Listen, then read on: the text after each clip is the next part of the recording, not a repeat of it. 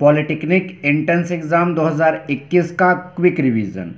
जी हाँ, इस वीडियो में आपको पॉलिटेक्निक एंट्रेंस एग्ज़ाम 2021 के क्विक रिवीजन में कम से कम 15-16 क्वेश्चन बताए जाएंगे, जिससे आपके 2 क्वेश्चन फंसने की पूरी संभावना यहाँ पर बन जाएगी।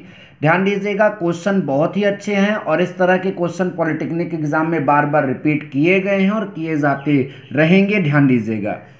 तो इसके अलावा और भी हम आपको क्विक रिवीजन के थ्रू आउट आपको वीडियोस देंगे। कम से कम 10-15 वीडियोस आपको मिलेगी।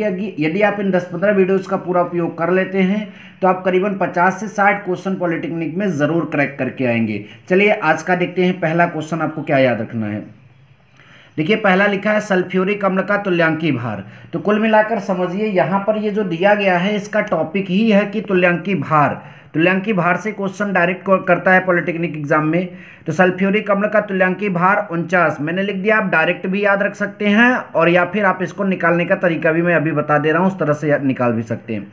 किसी भी अम्ल का तुल्यांकी भार जब आप निकालते हो तो आप उसका अणुभार जो है ऊपर रख देते हो, मतलब कि अणुभार बटा उसकी क्षारकता लिखते हो। ठीक है, ध्यान दीजिएगा। अम्ल का तुल्यांकी भार आप कैसे लिखोगे? अणुभार बटा क्षारकता, ये बात ध्यान दीजिए। तो सवाल ये उठता है कि इसका अणुभार और क्षारकता कितनी है।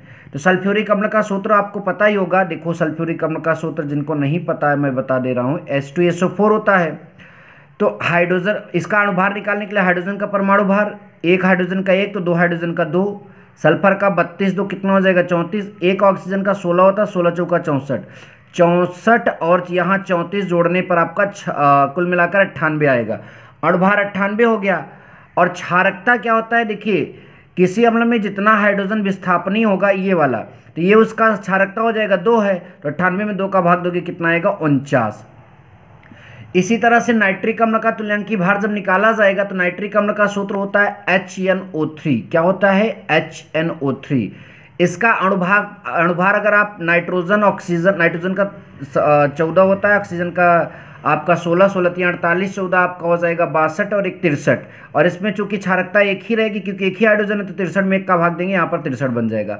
हाइड्रोक्लोरिक अम्ल का तुल्यांकी भार। अब हाइड्रोक्लोरिक अम्ल का सूत्र क्या होता है? ध्यान दीजिए, HCl होता है।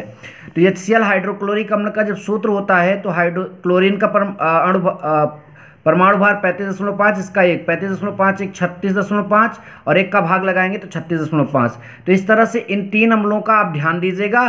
और किसी भी एसिड का यदि आपको तुल्यांकी भार पूछा जाता है तो ऐसे निकाला जाएगा। Now caustic soda. तो सबसे पहली बात यहाँ पर कास्टिक सोडा का सूत्र यहाँ पर आपको पता होना चाहिए।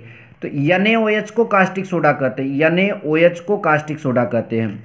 सोडियम का 23 और यहाँ पर हाइड्रोजन का जो होता है 1, तो 23 1 24 और 16 कितना हो जाएगा 40। और तो देखिए, ये क्षार हो गया। अम्ल का तुल्यांकी भार अणुभार बटा क्षारकता होता है और क्षार का तुल्यांकी भार मतलब अणुभार बटा अम्लीयता। जितना OH रहेगा, इसमें कई OH है 1, तो 40 में 1 का भाग देंगे, उत्तर कितना आएगा 40।